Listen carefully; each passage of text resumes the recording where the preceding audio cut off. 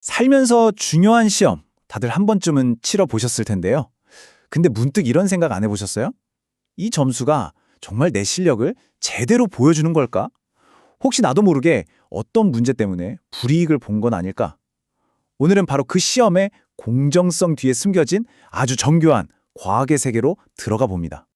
자, 그래서 오늘 여정은 이렇습니다. 먼저 단순히 맞고 틀리는 걸 넘어서 시험을 보는 새로운 관점을 알아볼 거고요.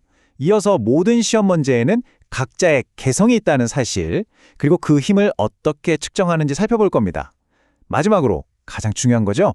통계적인 방법으로 어떻게 불공정한 문항을 기가 막히게 찾아내는지 그 비밀을 파헤쳐 보겠습니다. 네, 바로 이 질문이 오늘 이야기의 핵심입니다. 생각해 보세요. 만약에 시험이 잘못 만들어졌다면 누군가는 실제 실력보다 훨씬 낮은 점수를 받을 수도 있고 그 결과가 한 사람의 인생에 정말 중요한 기회를 좌우할 수도 있으니까요. 모든 건 말이죠. 시험 문제를 보는 관점 자체를 확 바꾸는 데서 시작해요. 그냥 이거 맞췄네, 저거 틀렸네 이걸 넘어서 시험 보는 사람과 문제 하나하나의 관계를 완전히 새롭게 정의하는 거죠. 그러니까 예전 방식은 그냥 전체 수만 보는 거였어요. 총점 몇 점? 이게 다였죠. 하지만 현대적인 접근법인 문항 반응 이론, 우리가 줄여서 IRT라고 부를 텐데요. 이 IRT는 나무 하나하나를, 아니 잎사귀 하나하나까지 들여다보는 현미경 같은 거예요.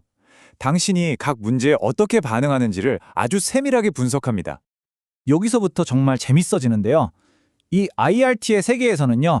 모든 시험 문제가 각자 고유의 성격, 그러니까 개성을 가지고 있다고 봐요. 꼭 사람처럼 말이죠.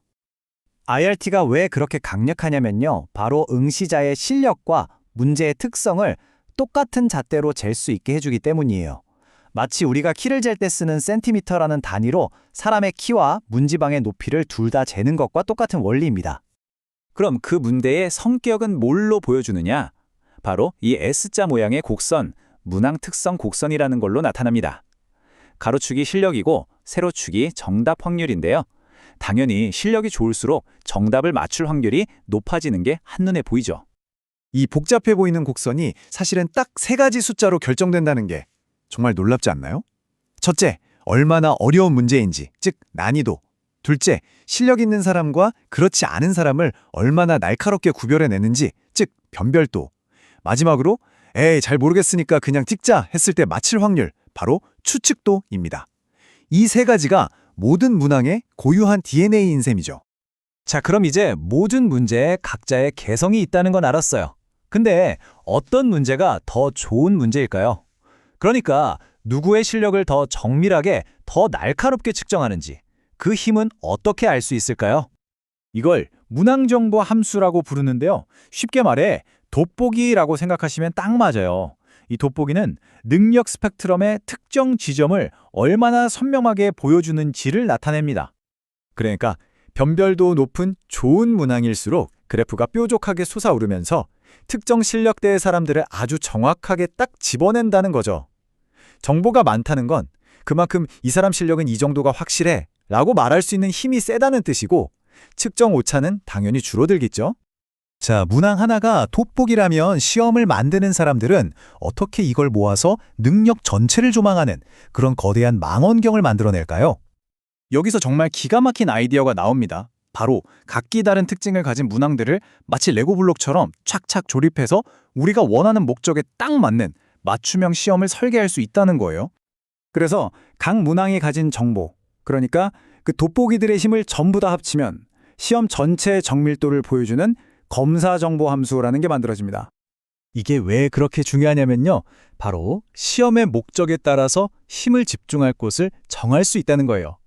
예를 들어 합격, 불합격이 갈리는 그 경계선, 바로 그 지점에서 가장 정확하게 측정하도록 시험을 설계할 수 있는 거죠.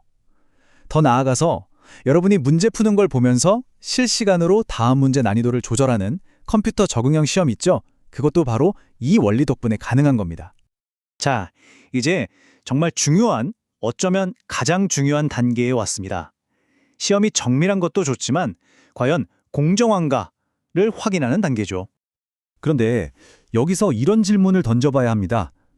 만약에 실력은 똑같은데 단지 성별이나 인종 혹은 자라온 배경이 다르다는 이유만으로 어떤 문제에 대한 정답률이 달라진다면 이건 정말 심각한 문제겠죠?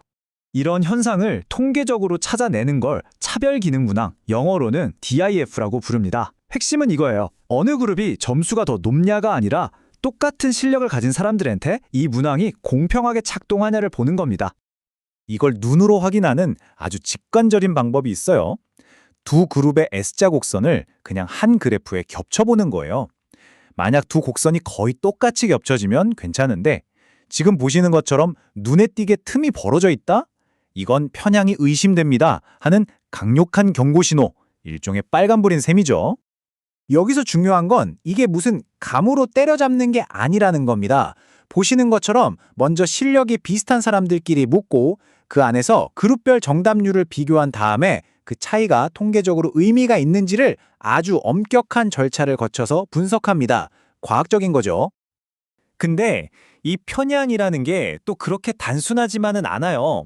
어떤 문제는 그냥 모든 실력대에서 한쪽 그룹에 쭉 유리하게 작용하기도 하고요. 이걸 균일 DIF라고 해요.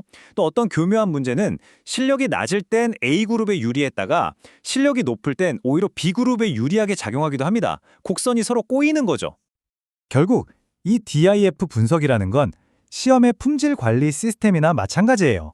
불공정한 부품, 즉 편향된 문항을 사전에 걸러내서 모든 응시자가 배경이 아니라 오직 자신의 진짜 실력만으로 평가받도록 보장해주는 정말 중요한 안전장치인 겁니다. 한 연구에서 지적했듯이 이런 차변 기능 문항이 하나라도 시험에 들어있다는 건 정확하게 측정한다는 시험의 존재 이유 자체를 흔들어버리는 심각한 문제인 겁니다. 보셨듯이 더 공정한 시험을 만들 과학적이고 통계적인 도구들은 이미 우리 손에 있습니다. 진짜 과제는 이걸 얼마나 엄격하게 그리고 얼마나 보편적으로 적용하느냐겠죠. 과연 우리가 치르는 모든 시험이 이 과정을 거치고 있을까요? 시험의 공정성을 위한 다음 단계는 바로 거기에 달려 있을 겁니다.